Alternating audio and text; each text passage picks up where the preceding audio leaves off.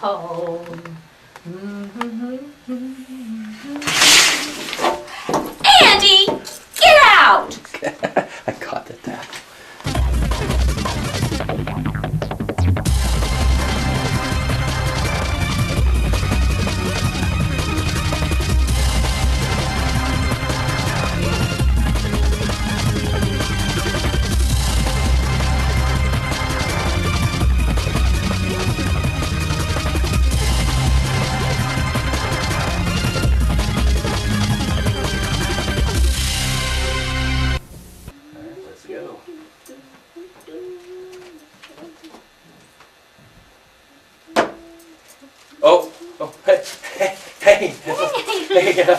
Thanks for coming by to another episode of Neon Madness.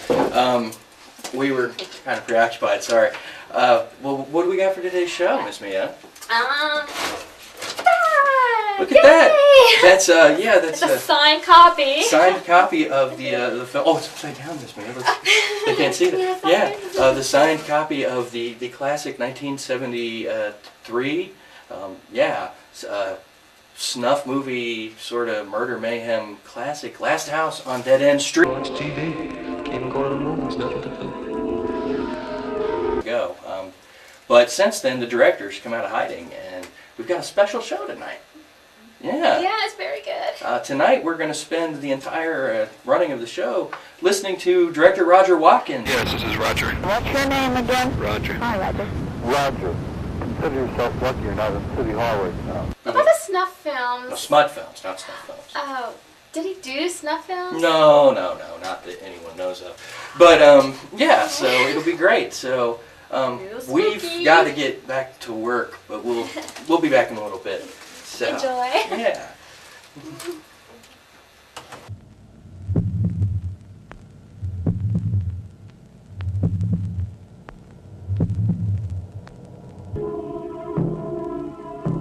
For the possession and sale of dangerous drugs, the state of New York hereby sentences you, Terrence Hawkins, to 1 year in the state penitentiary.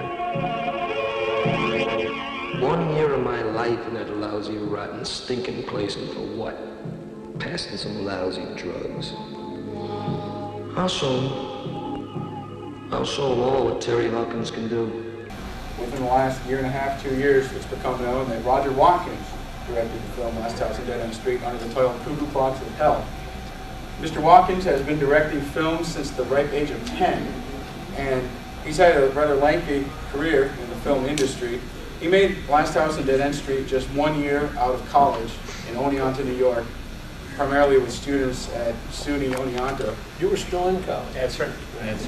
Bill Schlageter, as you can probably recognize, was the cameraman Bill in the film. Okay. What do you mean? That's right. One of your famous lines from the film. Roger Watkins directed many other films, including 7 XXX hardcore features. He has the distinguishment of directing the first ever hardcore film shot in Panavision. Her name was Lisa.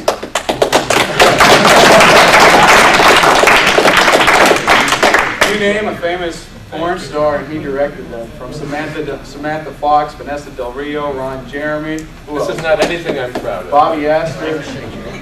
And besides the 7 hardcore films, he also directed a second horror film called Shadows of the Mind.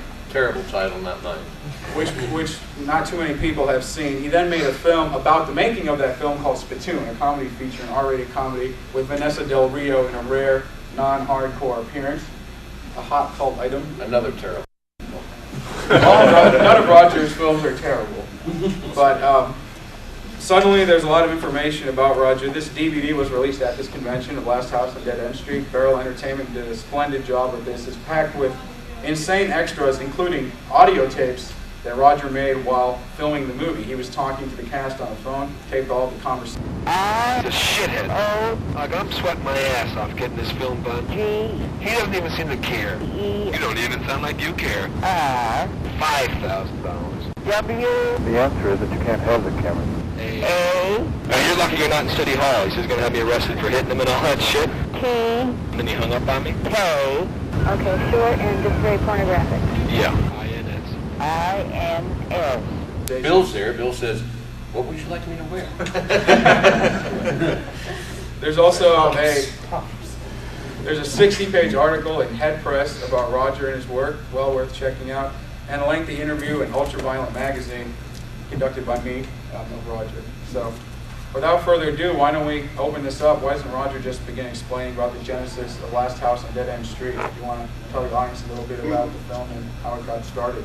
How did it get started? Well, yeah, what happened was I was about 22 years old. I was editing a film for a director named Nicholas Ray, who you might know from Rebel Without a Cause and a lot of stuff. So I was staying with Nick, and Nick was dying of, actually had lung cancer. And I was, anyway, this producer had come from Czechoslovakia. He had Richard Burton and Elizabeth Taylor to be in a film, but they wanted Nick Ray to direct. So Nick said, you know, Roger, I just can't do this. Can you meet with this guy down at the Chelsea Hotel? And blah. So I went to meet him. So, and he was, you know, mildly disappointed about the whole thing. But you know, we were talking about films. He said,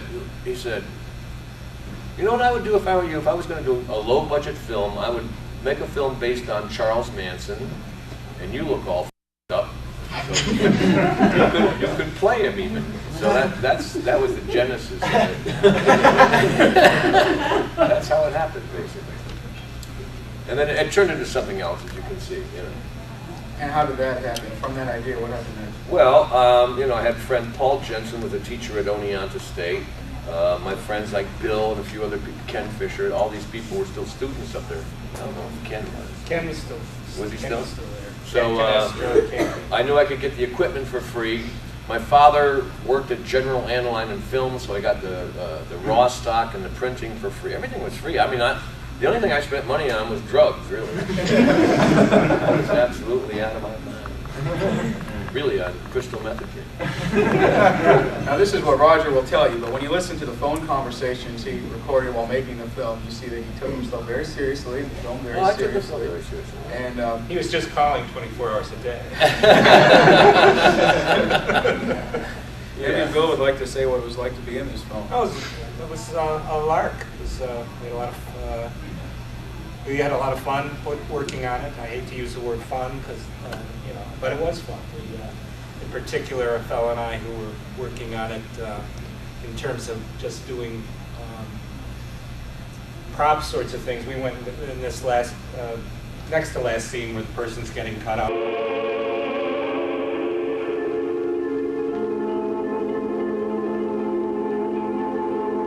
Went to the slaughterhouse, got all the goods, put them in a bag, threw them in the trunk of my duster, drove back, dragged them into the duster with the plaids. The duster with the plaid seats. Plaid seats. It was, remember, this was 1972. You just couldn't pick up women in that.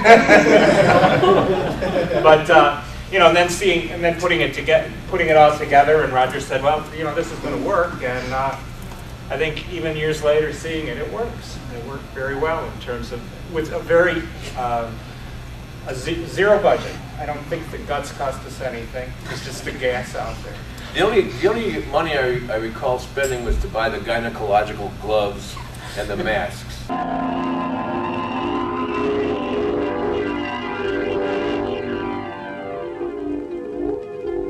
That was it. That like tripled our budget. It's true.